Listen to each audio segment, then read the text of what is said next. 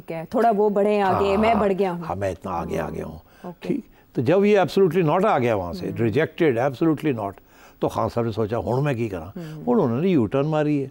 अब उन्होंने क्वालिफिकेशंस क्या करनी शुरू कर दी हैं। मैंने तो ये कहा था, ये मेरा मतलब ये था, ये तो मैंने नहीं कहा, ये मैंने कहा, ये नहीं मैंने कहा, and so on and so fourth. अब वो उस स्टेज पे आ गए हैं, और साथ साथ उन्होंने फिर अपनी लाइन जो है वो, क्योंकि उनको फिक्र ये था कि मेरे जो सपोर्टर्स हैं वो ये ना समझे कि मैं कमज़ोर पड़ गया हूँ। अब अगर मैं कुछ नहीं करूँगा, क्योंकि डिमांड तो रिजेक्ट हो गए, बात आगे नहीं बढ़ रही, तो अब आई बेटर डू समथिंग। तो उन्होंने फिर वही यूजुअल, वही जो है ना, अपने पुराने स्टाइल में आ गए हैं वापस, कि मैंने तो ये नहीं कहा था, मैंने ये नहीं कहा था, मैंने ये नहीं कहा था, मैंने ये कहा था, मैंने ये, और साथ एक दो और डिमांड्स भी अब क्रिएट कर दी हैं, आपने देखा ही है। तो that is what was going on, which is why मैंने ये कहा था कि ये बात कहीं नहीं जाएगी। तो ये तो it's a simple explanation about what is going on and what is going on now. Khan Sahab is in state of desperation, और वो समझते हैं कि अब मैं क्या करूँगा। अब वो उन्होंने दूसरा पैग उठा लिया है। क्या? वो यही पैग उठा लिया कि जी जो बांग्लादेश में हुआ है और पाकिस्तान में भी 2 महीने के अंदर अंदर आवाम खड़ी हो जाएगी। पाकिस्तान में कुछ बड़ा होने वाला है बांग्लादेश के वाक़े के बाद, लगता है।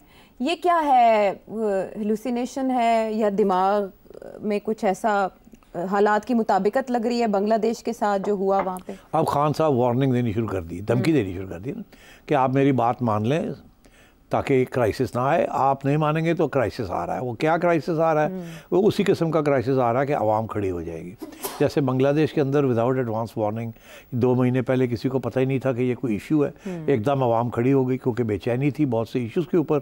एक चिंगारी लगी और उसके साथ आग लग गई, और आग जो है यहाँ तक आ गया कि हुकूमत गिर गई है, प्राइम मिनिस्टर को भागना पड़ गया, and so on and so fourth. तो अब खान साहब ने वो रुख वो पकड़ लिया कि 2 महीने हैं आपके पास, और 2 महीने के अंदर अंदर यहाँ भी कोई ना कुछ होने वाला है, और जब वो होगा तो आप उसको रोक नहीं सकेंगे, और फिर यहाँ भी उसी किस्म की इनकलाब आएगा, या उस किस्म की अपराइजिंग होगी, या रिवोल्ट होगी, और या चेंज आएगा। तो मैं अभी आपको बता रहा हूँ, ऐसे इसको रोके। उससे रोकने का एक ही तरीका है कि मेरे साथ बात करें और रास्ते और सारे जो है ना मरम पट्टी करके हम आगे बढ़ें, और वो जो मैंने पहले कहा था कि मुझे छोड़ें, केसेस ख़त्म करें, इलेक्शन कराएं और मुझे प्राइम मिनिस्टर बनाएं, और कोई रास्ता नहीं है। तो उन्होंने बांग्लादेश का ये हवाला इसलिए दिया है कि यहाँ भी 2 महीने, अब 2 महीने क्यों कहा उन्होंने, 1 महीना क्यों नहीं कहा, 3 महीने क्यों नहीं किए? वो मेरा ख्याल है वो थोड़ा, अगर वो कहते हैं कि बस इसी महीने कुछ होने वाला है, तो वो तो अगले 2 हफ्ते में फिर प्रोग्राम शुरू हो जाने थे कि कुछ नहीं हुआ। तो अब थोड़ा सा टाइम तो देना है ना, कि इस टाइम के अंदर कुछ डेवलप हो गया तो बड़ी अच्छी बात है। तो अब वो क्या डेवलप सोच रहे हैं, क्या डेवलप होगा, क्या नहीं डेवलप होगा, क्या वो फ़लसफ़ा है, उसके पीछे अब और भी लोग हैं।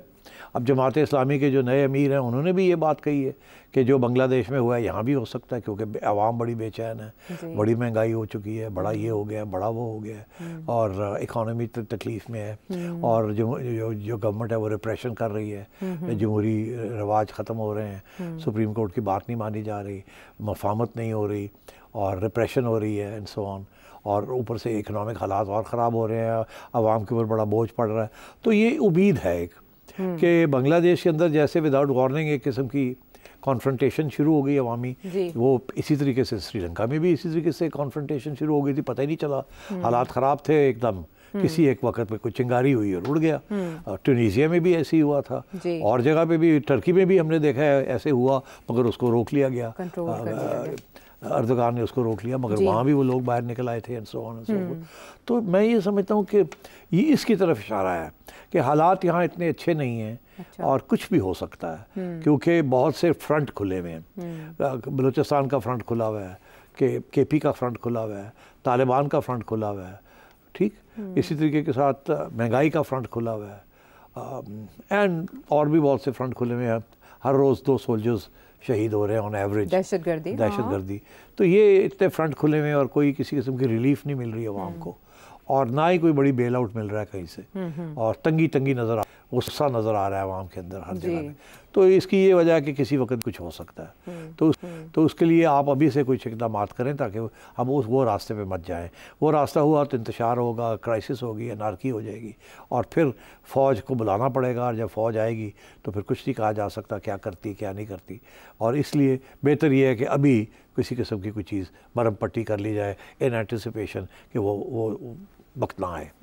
ये अब इमरान खान का भी ये बयानिया शुरू हो गया है, जमात इस्लामी ने भी ये कहना शुरू कर दिया है, PTI भी ये कह रही है, और लोग भी, मंजूर वसान भी कह रहे हैं कि सियासतदानों के लिए आने वाले दिन अच्छे नहीं हैं। हाँ, वो इसीलिए क्योंकि इसमें तो कोई शक नहीं है ना आयशा, के बेचैनी तो है ना, गुस्सा तो है अवाम में। ये जो महंगाई हुई है और ये जो बिजली की कीमतें हैं, ये तो हर बंदा गुस्से में है। मैं भी गुस्से में हूँ, तुम भी गुस्से में हो, सारे हम गुस्से में। और यहाँ अगर कोई चिंगारी लग गई, किसी ने खड़े होकर कुछ कर दिया, सब जगह पे मामला तो एक ही है ना। इस वक्त महंगाई ने सबके गले काट दिए, और ये जो गवर्नमेंट ने जो प्लान्स बनाए हैं, they are not succeeding, and so therefore कि आवाम का गुस्सा आ जाए, उसको कैसे कम करना है। तो इस बेसिस के ऊपर खान साहब ये कह रहे हैं। आधी उनकी उम्मीद है कि यार हो जाए कुछ तो अच्छा है, और आधी ये है कि वो समझते हैं कि कंडीशंस तो हैं, अब होता है या नहीं होता वो नहीं बंदा कह सकता। और फिर ये लोग जो अभी कंपैरिजन्स करने शुरू कर दिए उन्होंने कि क्या यहाँ चिंगारी लग भी सकती है कि नहीं, क्या ही लग सकती है। और अगर लगती है तो क्या वो सारे मुल्क के अंदर आग लगेगी या सिर्फ एक दो जगह पे लग जाएगी, उसको कंट्रोल कर लिया जाएगा। बांग्लादेश में तो ऐसे नहीं हुआ। फिर ये कि वहाँ की आर्मी की जो मदाखलत है, उन्होंने वापस डेमोक्रेसी की तरफ रुख किया है। और यहाँ तो ट्रेडिशन यही है कि जब ऐसी कोई चीज़ होती है तो वो जब आर्मी टेक ओवर करती है या मदाखलत करती है, तो वो जमहूरियत की तरफ नहीं जाती, वो कहीं और चले जाती है। क्योंकि यहाँ अगर जमहूरियत की तरफ जाएंगे तो फिर सारी सियासी जमातों को खुली छुट्टी देनी पड़ेगी, जिसमें PTI भी है और खान साहब भी है, तो यहाँ वो रास्ता नहीं पकड़ेगी। तो ये भी फिर खदशात जो है ना वो आने शुरू हो जाते हैं। तो 2 माह के बाद अक्टूबर में एक चेंज सुप्रीम कोर्ट में ही आने जा रही है। हल्का फुल्का इशारा उस तरफ भी है, क्योंकि बांग्लादेश में भी सुप्रीम कोर्ट ने ही एक फैसला दिया और आहिस्ता आहिस्ता रिदम पकड़ा फिर सारी। हाँ, मगर जब ये अब अगेन वेरी इंपॉर्टेंट क्वेश्चन, मेरे से अगर आप पूछें, मेरे से कोई एडवाइस पूछे, अब तो कोई पूछता नहीं है। नहीं मैं पूछती हूँ, और सारे लोग जानना चाहते हैं, ऐसे तो ना कहें। तो मेरी एडवाइस तो इस गवर्नमेंट को ये होगी कि ये छोड़िए इमरान खान क्या कह रहे हैं। आपने और इस्टेब्लिशमेंट ने ये फैसला किया है कि इस वक्त मुल्क के मफाद में, सियासी जमात के मफाद में नहीं, किसी इंस्टीट्यूशन के मफाद में नहीं, मुल्क के मफाद में ये है कि कुछ इक़दाम किए जाएँ, टैक्सेशन के किए जाएँ और रेवेन्यू शेयरिंग के किए जाएँ और डेट सर्विसिंग के किए जाएँ, बैंक्रप्सी से रोका जाए। मुश्किल हालात हैं और कुछ इक़दाम करने हैं, उसके लिए पॉलिटिकल स्टेबिलिटी चाहिए। It doesn't matter whether it is democratic और अथॉरिटेरियन, सबसे ज़्यादा इंपॉर्टेंस है इसको स्टेबिलिटी चाहिए, ताकि IMF और ये सारे मुल्क जो जिन्होंने वादे किए हैं वो आके यहाँ इन्वेस्टमेंट करें और हमें रिलीफ दें। और अगर यहाँ पॉलिटिकल स्टेबिलिटी नहीं होगी तो फिर कोई रिलीफ नहीं मिलनी। तो यहाँ जमहूरियत का इशू नहीं है, यहाँ मुल्क को बचाने का इशू है। ये बयानिया है गवर्नमेंट का भी और इस्टेब्लिशमेंट का भी। ठीक। अच्छा, उसके अंदर अब इशू यही बना हुआ है कि अगर ऐसे है तो फिर गवर्नमेंट क्या कर सकती है। तो गवर्नमेंट तो बेबस है, वो क्या करे, ये तो करना ही करना है और आवाम तो नाराज़ होगी। तो उससे मैंने जो सजेशन दी है, मैंने ये कहा है कि देखिए गवर्नमेंट को उस स्टेज पे नहीं आना चाहिए जहां आवाम उनके खिलाफ सड़कों पे आ जाए।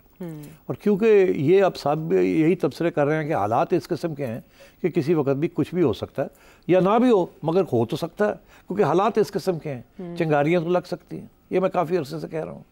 अच्छा, अब बात यह है कि वो लगती है या नहीं लगती, बात की बात है, मगर कंडीशंस ऐसी हैं कि कुछ हो सकता है, और अगर हो गया तो फिर वापस करना बड़ा मुश्किल हो जाएगा। उससे बेहतर ये है कि क्या हो सकता है, किस वजह से हो सकता है, ताकि उसको रोका जाए। तो मेरी तजवीज़ ये थी कि देखिए आपने इस वक्त किसी किस्म की रिलीफ नहीं दी। आपने अभी 50 अरब रुपए की रिलीफ दी है 3 महीने के लिए। हाँ, वो डेवलपमेंट फंड से निकाल के। हाँ। तो मैंने कहा ये काफ़ी नहीं है। अच्छा। इसके साथ किसी किस्म की भी आपको वो ऊँट के मुंह में जीरे की तरह कोई आपको गुंजाइश नहीं मिलेगी इससे। आज भी बिजली की कीमत फिर आज बढ़ गई है। तो मैंने कहा कि ऐसे ना करें, कुछ 600 अरब रुपया आपने लगाया हुआ है, रखा हुआ है MNAs के लिए। अब वो MNAs को क्यों आप पैसे देना चाहते हैं? इसलिए ताकि वो कुछ डेवलपमेंट करें, 4 पैसे अपने बनाएं और अपनी कंस्टिट्यूंसी को मजबूत करें। आपके MNAs अब कोई वोट नहीं डालेगा, तो ये पैसे ज़ाया हो जाएंगे। इसके साथ आपको वोट नहीं मिलेगा और ना ही ये MNAs, अगर कल इलेक्शन होती है, ये इलेक्ट नहीं हो सकेंगे। तो ये पैसा ज़ाया ना करें, ये ब्राइब देने की कोशिश ना करें इस वक्त। इसके साथ आपकी हुकूमत तकड़ी नहीं होगी। आप ये मेहरबानी करें, ये जो पैसा है 600 बिलियन, इसमें से आपने अगर कोई देना भी है थोड़ा बहुत, क्योंकि उनको भी खुश रखना है, नाराज़गी ना हो, वो बिगड़ जाए तो इधर उधर गड़बड़ करनी शुरू कर दें, तो ठीक है 100 अरब रुपया रख लें, सबको 2-2 करोड़ रुपया दे दें मुंह बंद करने के लिए, और कहें जी 3 महीने के बाद और दे देंगे, बाद में ना दीजिएगा। मगर अभी आप मेहरबानी करके 400-500 अरब रुपया रिलीफ दें आवाम को, ऑन द बिजली। इसी तरीके के साथ जो आपका पब्लिक सेक्टर डेवलपमेंट प्रोग्राम है उसके अंदर जो पुराने प्रोजेक्ट्स चल रहे हैं उनको गो स्लो कर दें और कोई नए प्रोजेक्ट्स मत शुरू करें। जैसे अगले साल कर लीजिएगा, पहले सर्वाइव तो करें। अगर सर्वाइव ही ना कर सके तो ये सारे प्रोजेक्ट और ये सारा पैसा उड़ जाएगा, ये आपको इसकी कुछ नहीं मिलेगी बेनिफिट। तो आप मेहरबानी करें, वो भी कोई 4, 5, 6 काफ़ी लंबा चौड़ा वहाँ भी बजट है, उस बजट को भी कम करें और कम अज़ कम 1000 अरब रुपया जो है ना बचा लें आप। गवर्नमेंट एक्सपेंडिचर्स कम करें अपने।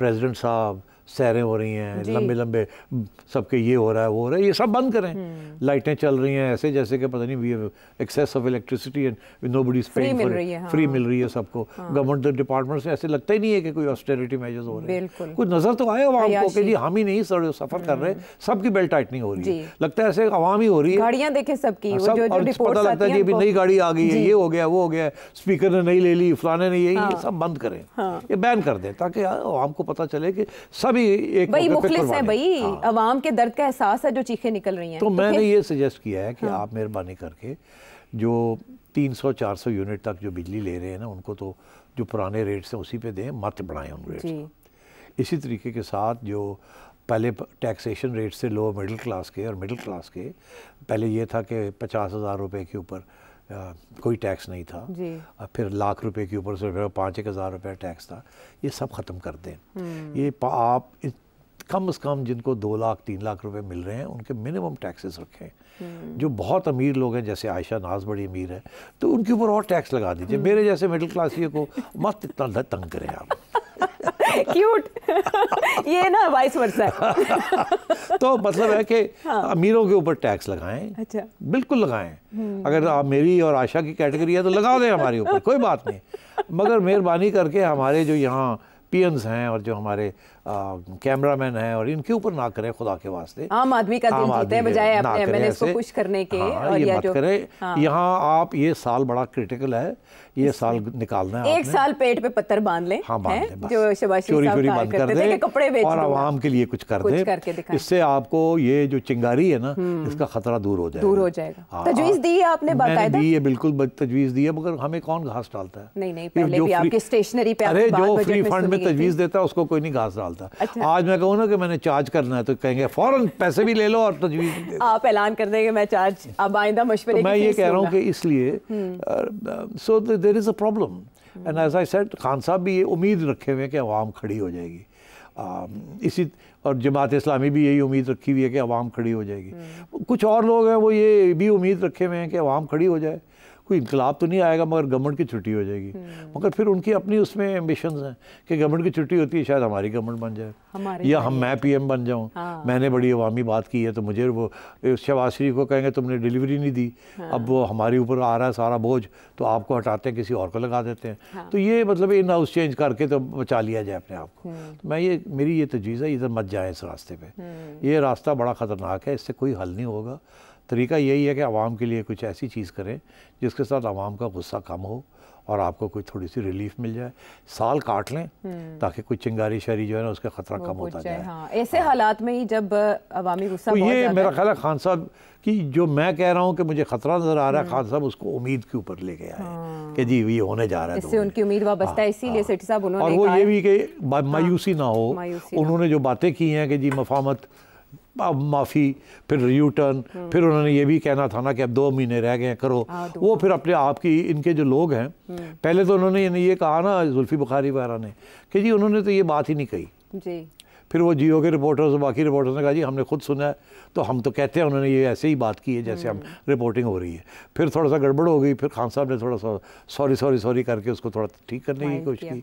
तो अब ये है कि वो भी कम है, अब थोड़े से अग्रेसिव हो रहे हैं कि जी 2 महीने रह गए ने सारे ECL ते पाओ। अब ये अग्रेशन है ना जी, बिल्कुल अच्छा याद करवाया, ये कॉन्फिडेंस अपने लोगों को देने के लिए। ठीक है कि कुछ होने वाला है, उम्मीद ना तोड़ें। हाँ बिल्कुल, घबराने की जरूरत है, घबराना नहीं आपने बस घबराना नहीं है, क्योंकि खान साहब का ये भी मुतालबा है कि नवाज शरीफ, शहबाज शरीफ साहब, आसिफ अली जरदारी साहब, इनके नाम ECL में डाले जाए। और इमरान खान साहब ने ये भी पेशकश की है कि उनका नाम भी ECL में डाल दिया जाए। लेकिन जो एक और नाम उन्होंने कहा ECL में डालने को, वो लतीफ़ों में गर्दिश कर रहा था कि जब बांग्लादेश के अबूरी वज़ीर आज़म का नाम अभी अनाउंस नहीं हुआ था तो बाकायदा लतीफ़े पाकिस्तान में चल रहे थे कि बुरी वज़ीर-ए-आज़म के लिए मोहसिन नकवी साहब का नाम भी ज़ेरे गौर है। अच्छा, तुम्हें क्या प्रॉब्लम है मोहसिन नकवी के साथ? एक्चुअली नहीं, इमरान खान साहब ने बाकायदा उनका नाम भी, उनके 4 नाम लिए ना, उसमें उनका भी नाम भी है, तो ये थोड़ा there is something interesting in it. तो वो बाकी सबको जहाँ जो उनके पुराने राइवल्स थे उनका नाम लेते हैं, तो साथ मोहसिन नकवी साहब को अब ऐड कर चुके हैं वो। ये है मेरा नुक्ता। और ब्रेक के बाद वापस आके बांग्लादेश के हालात के साथ जो मुमासलत ढूंढी जा रही है उसमें कितनी हकीकत है, कहाँ है रेलेवेंस, ब्रेक के बाद बात करेंगे।